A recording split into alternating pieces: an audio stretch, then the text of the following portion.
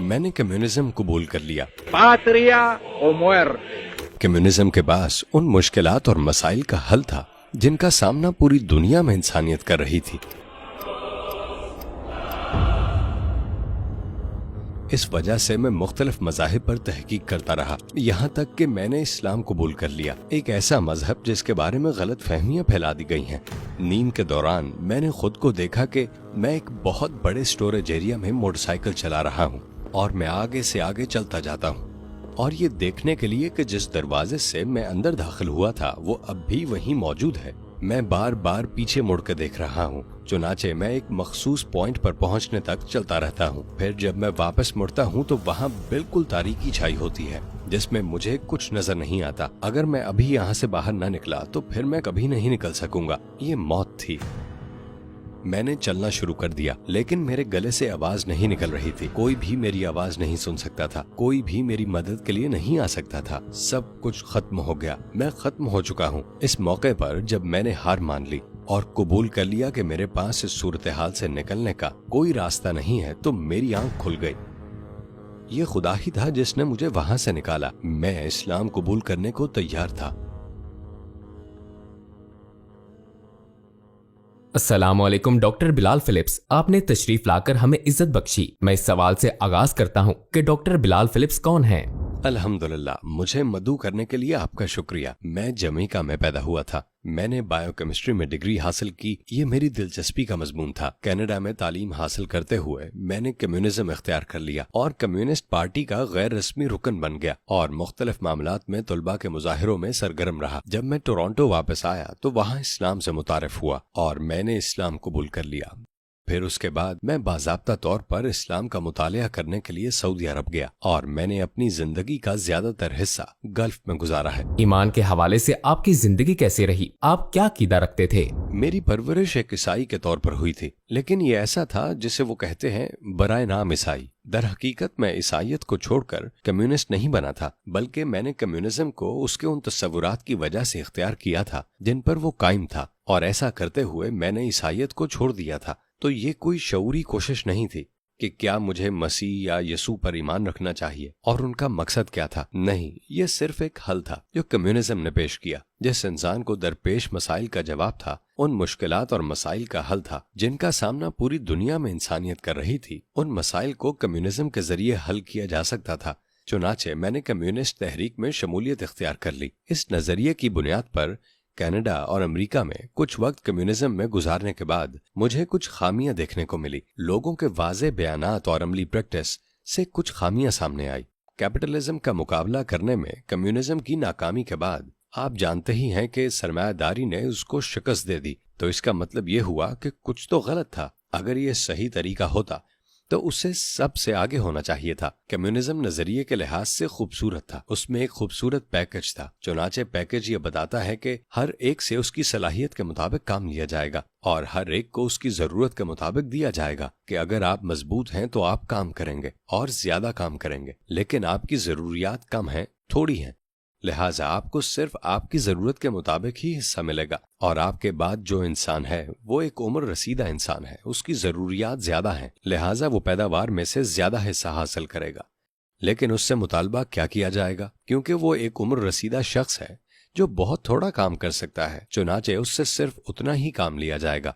ये खूबसूरत लगता है, लेकिन हकीकत में इंसान फितरी तौर पर अपनी कोशिश का बदला देखना पसंद करते हैं। मैंने महसूस किया कि मुझे मजीद देखना चाहिए, चुनाचे फिर मज़ाहिब पर गौर करने के लिए मेरा जहन कुशादा हो गया। अगर मैंने शुरू में मजहब को मुस्तरद किया तो ये जहालत की बुनियाद पर था, मुझे वाकई मज़ाहिब के बारे में इल्म नहीं था। चुनाचे मैंने बुद्ध मत और हिंदू मजहब और दीगर मज़ाहिब का मुतालिया शुरू किया और जल्द ही मैं इस नतीजे पर पहुंचा कि वो हकीकत में काबिल अमल नहीं है। उन्होंने दावे किए, उन्होंने तस्वुरात पेश किए जो बहुत अजीब, गैर फितरी या ऐसी ही चीजें थी।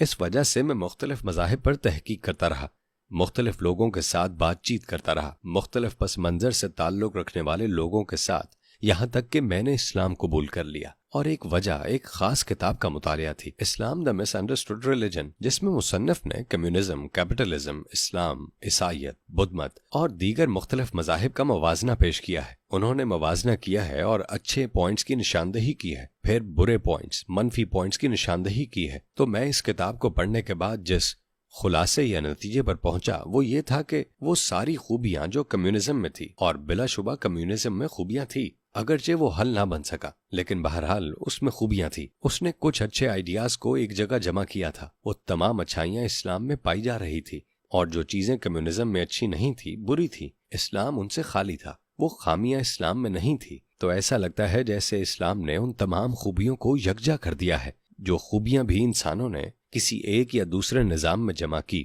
اور ساتھ ہی اس نے تمام خامیوں سے گریز بھی کیا ہے۔ وہ نقصان دہ چیزیں جو مختلف معاشرے اپناتے ہیں یا جو مختلف مذاہب میں پائی جاتی ہیں۔ ایمان کے حوالے سے آپ کی زندگی کیسی رہی؟ آپ کیا عقیدہ رکھتے تھے؟ آپ نے پہلی بار اسلام کے بارے میں کیسے سنا؟ اس تحقیق سے پہلے کیا آپ کا کبھی مسلمانوں سے واسطہ پڑا تھا؟ آپ نے کہا کہ آپ ملیشیا میں تھے، وہاں آپ کے ذہن میں کیا تصور تھا؟ کیا آپ کے اندر کوئی تعصب تھا؟ کیا مسلمانوں کے بارے میں آپ کی کوئی اچھی رائے تھی؟ میں نے ملیشیا میں جو دیکھا وہ ثقافتی اسلام تھا۔ اسلام ایک ثقافت ہے۔ میری والدہ نے ایک انڈونیشین کو گود لیا جو مشرقی ملیشیا میں رہ رہا تھا، ریاست صباہ میں۔ اس کا نام صبا ہے، اور میری والدہ اور والد دونوں اسلام سے بطور ایک مذہب واقف تھے، اور میری والدہ خاص طور پر میرے منہ بولے بھائی کو جو ہمارے ساتھ رہتا تھا سہولت پہنچانے کی کوشش کرتی تھی۔ رمضان میں وہ جلدی اٹھ جاتی اور میرے منہ بولے بھائی کے لیے سحری تیار کرتی، اور افطاری کے لیے بھی وہ اس کے لیے کھانا اور مشروبات تیار کرتی تھی۔ جب ہم سور کا گوشت کھا رہے ہوتے تو وہ اس کے لیے مچھلی پکاتی۔ اگر اتوار کو ہم کچھ الکوہل پیتے، روایتی طور پر اتوار کے ڈنر میں پی جاتی تھی، تو اس کے لیے انگور کا جوس ہوتا۔ تو ہماری والدہ نے اس بات کو یقینی بنایا کہ اس کے اسلام اور اسلامی عقائد پر کوئی سمجھوتا نہ کیا جائے، چنانچہ وہ گھر پر نماز بھی پڑھتا تھا۔ کبھی کبھی میں، میرے بھائی اور بہن، ہم اس کے کمرے میں داخل ہوتے اور ہم اسے زمین پر دیکھتے کہ اس کا سر نیچے اور پچھلا حصہ اوپر ہوتا، اور ہم حیران ہو کر سوچتے یہ کیا کر رہا ہے، کیونکہ اس وقت ملیشیا میں دارالحکومت کے اندر مسلمان اکثر کھلے طور پر اسلام پر عمل نہیں کرتے تھے۔ یہ نو آبادیات کا حصہ تھا۔ برطانوی نو آبادیوں نے شہر کے مرکزی حصے میں مساجد کی تعمیر پر پابندی لگا دی تھی۔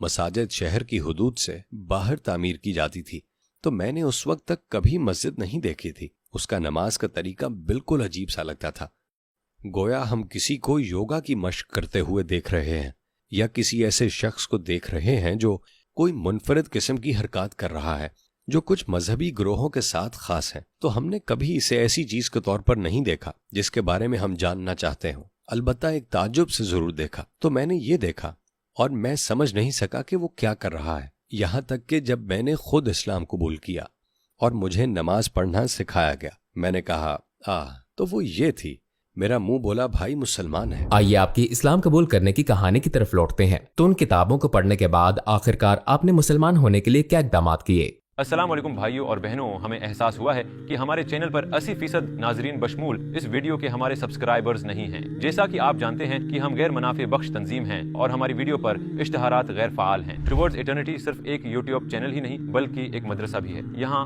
ہم خود کو اور نوجوانوں کو اسلامی تعلیم سے آراستہ کرتے ہیں، لہٰذا ہمارے اس مطالبے کا واحد مقصد سچائی کو پھیلانا ہے۔ ہو سکتا ہے بظاہر یہ چھوٹا عمل لگے، لیکن انشاءاللہ یہ ہمیں لاکھوں لوگوں تک پہنچنے میں مدد کرے گا۔ آئیے اب لائک اور سبسکرائب بٹن پر کلک کریں اور ساتھ مل کر ٹوورڈز ایٹرنیٹی کا سفر کریں۔ آئیے آپ کی اسلام قبول کرنے کی کہانی کی طرف لوٹتے ہیں۔ تو ان کتابوں کو پڑھنے کے بعد آخرکار آپ نے مسلمان ہونے کے لیے کیا اقدامات کیے؟ یوں اس کا منطقی مطلب نکل آیا، باقی سب کچھ صرف میرے لیے صرف یہ، میں نے اسے ایک ڈسپلن کی طرح دیکھا۔ دن میں 5 بار نماز ادا کرنا، یہ آپ کی زندگی میں ایک نظم و ضبط پیدا کر دیتا ہے، اپنی زندگی کو منظم کرنا وغیرہ وغیرہ۔ تو میرا مطلب ہے اس وقت میں نے تمباکو نوشی ترک کر دی، اور آپ جانتے ہیں میں ایک میوزیشین ہوا کرتا تھا، تو میں نے موسیقی چھوڑ دی۔ تو میری زندگی میں اس مقام پر پہنچ چکا تھا جہاں میں اسلام قبول کرنے کو تیار تھا۔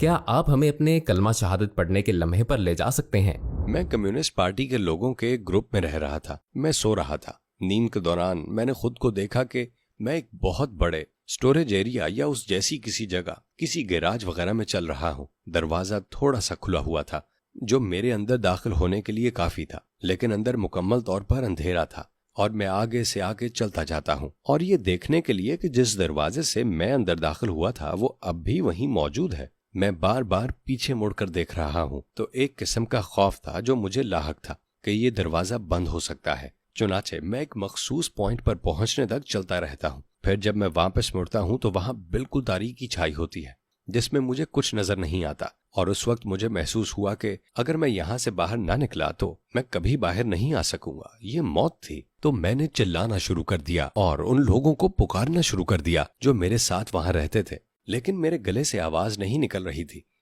کوئی بھی میری آواز نہیں سن سکتا تھا، کوئی بھی میری مدد کے لیے نہیں آ سکتا تھا۔ آخر کار میں نے خود محسوس کیا کہ سب کچھ ختم ہو گیا، میں ختم ہو چکا ہوں۔ اس موقع پر جب میں نے ہار مان لی اور قبول کر لیا کہ میرے پاس اس صورتحال سے نکلنے کا کوئی راستہ نہیں ہے، تو میری آنکھ کھل گئی، اور یہ ایک آخری پوائنٹ تھا جس نے مجھے خدا کے وجود کا یقین دلایا کہ یہ خدا ہی تھا جس نے مجھے وہاں سے نکالا۔ میرے دوست، میرے حالات، کچھ بھی نہیں، کوئی بھی میری مدد نہیں کر سکا۔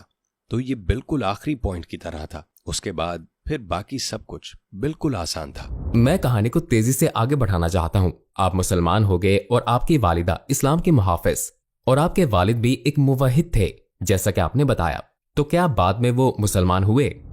جی ہاں، الحمدللہ ان کی اسلام کے بارے میں کوئی منفی رائے نہیں تھی، کیونکہ ان دونوں نے اپنے یونیورسٹی کے زمانے میں مذاہب عالم کا مضمون پڑھا تھا اور وہ اسلام اور اس کی تعلیمات سے واقف تھے، اور ان کی رائے تھی کہ یہ ایک اچھا مذہب ہے۔ اور پھر ہوا یہ کہ یونیورسٹی میں ان کے بہت سے دوست، شاید ان کے آدھے سے زیادہ دوست مسلمان تھے، لہٰذا ان کا عملی طور پر مسلمانوں سے سامنا رہتا تھا، اور وہ بہت اچھے لوگ تھے۔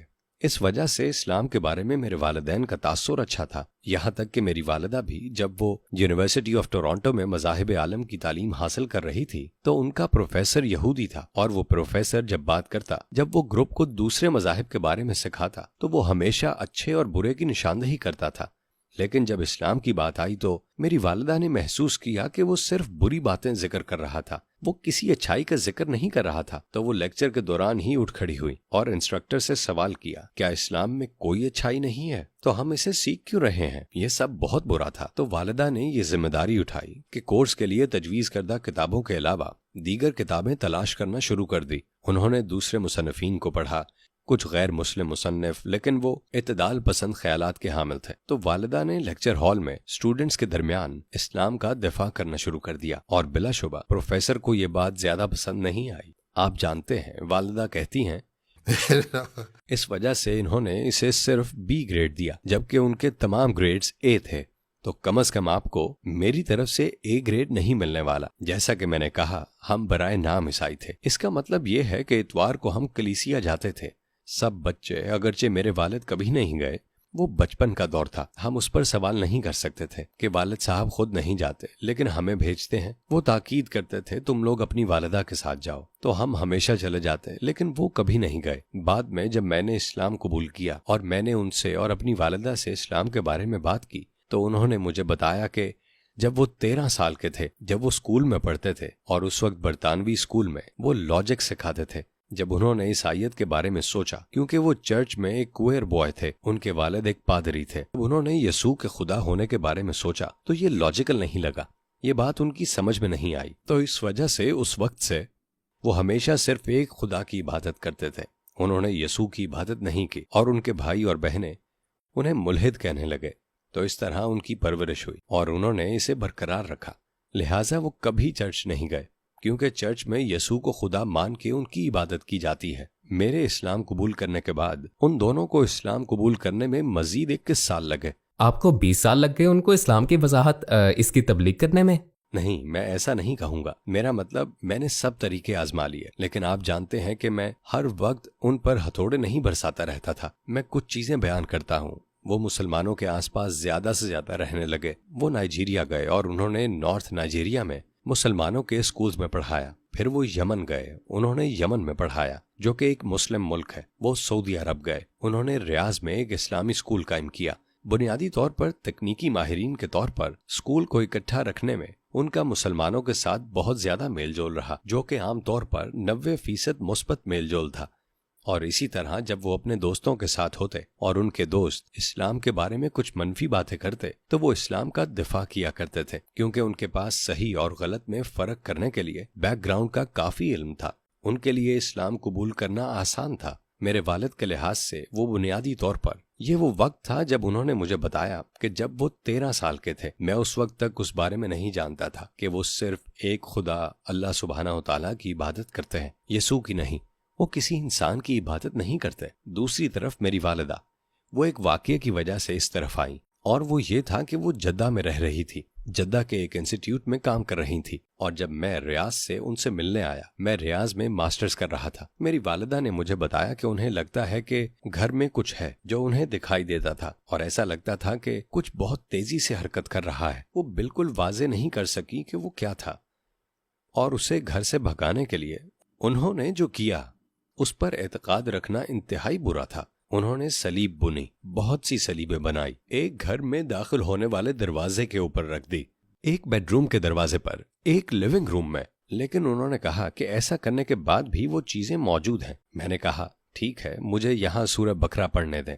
اسلام ہمیں یہی سکھاتا ہے کہ شیطانی اثرات کو گھر سے ختم کرنے کے لیے سورہ بقرہ کی تلاوت کرنی چاہیے۔ تو میں لیونگ روم میں بیٹھ گیا اور سورہ بقرہ کی تلاوت کی، اور پھر میں ریاض واپس چلا گیا اور اس کے بارے میں بھول گیا۔ تو جب والدہ نے اسلام قبول کیا تو انہوں نے بتایا، جانتے ہو جب تم نے وہاں جا کر قرآن پڑھا تو والدہ نے کہا اگلے دن ہی وہ چیز چلی گئی۔ انہوں نے کہا اس سے مجھے سمجھ آ گئی کہ اسلام میں کچھ تو صحیح ہے، یقینی طور پر اسلام مکمل طور پر درست ہے۔ تو یہ وہ چیز ہے جس نے ان پر سب سے زیادہ اثر ڈالا، اور اس طرح انہوں نے اسلام قبول کیا۔ اس رات جب میں ٹورانٹو میں ان سے ملنے گیا اور انہوں نے مجھ سے کہا اپنے والد کو مت بتانا، انہیں اپنا فیصلہ خود کرنے دو، اور اگلی صبح میرے والد آئے اور انہوں نے بھی اسلام کا اعلان کر دیا۔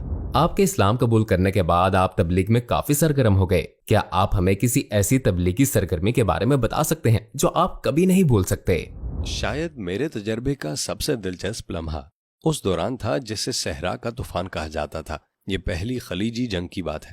اس عرصے میں تقریباً 5 لاکھ امریکی فوجیوں کو صدام سے لڑنے کے لیے سعودی عرب لایا گیا تھا تاکہ اسے کویت پر قبضے سے روکا جائے۔ مجھے ایک سعودی سارجنٹ نے مدعو کیا تھا جو خود جنگ کے دوران اور اس کے بعد ان فوجیوں کے درمیان تبلیغ کا کام کرتا رہتا تھا۔ جنگ زیادہ دیر نہیں چل سکی، صرف چند دن چلی، تو وہ بہت سے امریکی فوجیوں سے ملتا اور انہیں اسلام کی دعوت دینے کی کوشش کرتا۔ یہ خیال ذہن میں آیا کہ ان امریکی فوجیوں کے درمیان ایک دعوتی خیمہ قائم کیا جائے جن فوجیوں کو ملک سے باہر بھیجا جا رہا تھا، اور اس خیمے پر ایک لیبل لگایا جائے جس پر لکھا ہو سعودی عرب کی ثقافتی معلومات کا خیمہ۔ ہم نے اس کا نام تبلیغی خیمہ نہیں رکھا، اور وہاں ہمارے پاس میزوں پر بہت سے کتابچے موجود تھے جن میں سعودی عرب اور جانوروں اور پرندوں اور سعودی عرب کی چیزوں کے بارے میں معلومات تھی، اور ہم نے ان کے درمیان کچھ پمفلٹس بھی ملا رکھے تھے جن میں اسلام کے بارے میں معلومات تھی، اور ہمارے پاس قرآن پاک کے انگریزی ترجمے کی کاپیاں بھی تھی ان لوگوں کے لیے جو خریدنا چاہیں۔ اور خیمے میں ہمارے پاس فوجی مرد و خواتین کے گروپ آتے تھے جو ایک وقت میں 150 سے 200 افراد پر مشتمل ہوتے، اور ان کے سامنے بالواسطہ اسلام پیش کیا جاتا سعودی عرب کی ثقافت کے طور پر، کیونکہ سعودی عرب کی ثقافت کے بارے میں بات کرنے کے لیے آپ کو لازمی طور پر اسلام کے بارے میں بات کرنی پڑتی ہے، کیونکہ اس کی بنیاد میں یہی چیز ہے کہ وہاں جو کچھ بھی آپ دیکھ رہے ہیں اس میں زیادہ تر چیزیں اسلام سے ہی آئی ہیں۔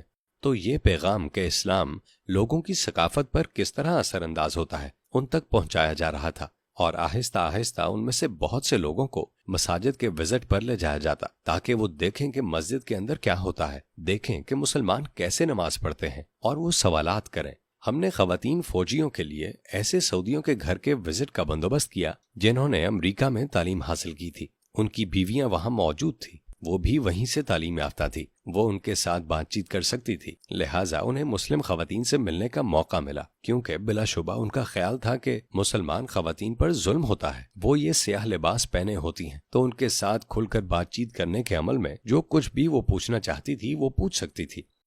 الحمدللہ 5 ماہ کے عرصے میں انہیں ملک سے باہر بھیج دیا گیا، اور ان میں سے 3000 سے زیادہ لوگوں نے ہمارے خیمے سے اسلام قبول کیا، ماشاءاللہ۔ تو یہ میرے لیے حیرت انگیز تھا، میں نے ایسا پہلے کبھی نہیں دیکھا تھا۔ یہ ایک بار کا اجتماع نہیں تھا، بلکہ ایک عرصے تک باقاعدگی سے لوگوں سے ملاقات کرنا اور پھر ان کی تربیت کرنا، ان کو تیار کرنا، کیونکہ ان میں سے بہت سے لوگوں کو اسلام قبول کرنے کے शायद 1 हफ्ते या 2 हफ्ते दौरान वापस जाना पड़ता। लिहाजा हमारी कोशिश थी कि उन्हें ज्यादा से ज्यादा मालूमात फराहम कर सकें और उनके अमेरिका लौट जाने के बाद भी उनसे राब्ता रखें। तो ये आप कह सकते हैं कि सबसे बड़ा दावती प्रोग्राम था जिसमें मैं शामिल हुआ। आपकी जिंदगी का मकसद इस्लाम लाने से पहले क्या था और इस्लाम लाने के बाद क्या है? इस्लाम लाने से पहले कोई वाज़ेह मकसद नहीं था। कुछ काम ऐसे थे जो करने पड़ते थे और आप जिंदगी को बेहतर बनाने के लिए उनको करने की कोशिश करते हैं। मेरा मतलब है, मार्क्स और एंगल्स की जितनी किताबें मैंने पढ़ी, मुझे याद नहीं कि मैंने उनमें कुछ भी ऐसा पढ़ा हो जिसमें जिंदगी के मकसद के बारे में बात की गई हो। उसमें कहीं भी ये चीज नहीं थी। एक कम्युनिस्ट या एक मुल्हिद के तौर पर आपका ये मानना होता है कि ये एक हादसा है। तो अगर ये एक हादसा है तो हादसात का कौन सा कोई मकसद होता है? हादसात तो होते रहते हैं, बस इतनी सी बात है। लिहाजा इस बात की कोई गुंजाइश ही नहीं। हो सकता है कि बाज़ मकामात पर लोग पूछ सकते हैं कि उन सब का फायदा क्या है। वो ये सवाल पूछेंगे लेकिन उनके पास कोई जवाब नहीं है। एक मुसलमान होने के नाते बिलाशुबा जिंदगी का मकसद जन्नत का हुसूल बन जाता है। ये जिंदगी, अब्दी जिंदगी जिसे हम जन्नत कहते हैं, उस तक पहुंचने का एक जरिया है। तो हम जन्नत में कैसे पहुंचेंगे? अल्लाह ताला की इबादत करने से। और इसी वजह से अल्लाह ताला का इरशाद है, वमा खलक़तुल जिन्ना वल इंसा इल्ला लियाबुदून। और मैंने जिन्नों और इंसानों को इसलिए पैदा किया है ताकि वो मेरी इबादत करें, ताकि वो जन्नत में एक भरपूर जिंदगी हासिल कर सके। डॉक्टर बिलाल फिलिप्स, आपके संजीदा और बसीरत अफरोज जवाबात के लिए आपका शुक्रिया। हमें आपसे बहुत फायदा हासिल हुआ। अल्लाह ताला दीन के लिए आपकी काविशों को कबूल फरमाए। आमीन आमीन। अल्लाह ताला आपको और आपकी टीम को जिंदगी का मतलब समझने में अपने इर्द गिर्द लोगों की मदद करने पर बेहतर बदला अता फरमाए।